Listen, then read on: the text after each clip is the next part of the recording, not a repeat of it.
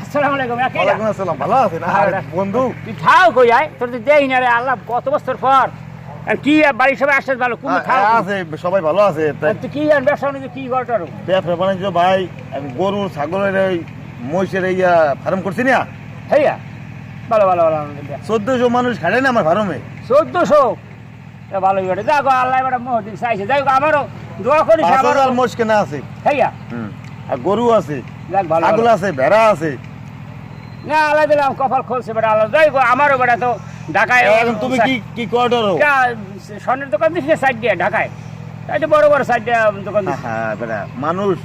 আমার শালা চাকরি করে না, বড় শালা, ওই যে খালাতো ভাই যে ভাইরার বিয়াই, আমার আত্মীয় না, এটা শ্বশুর চাকরি করে।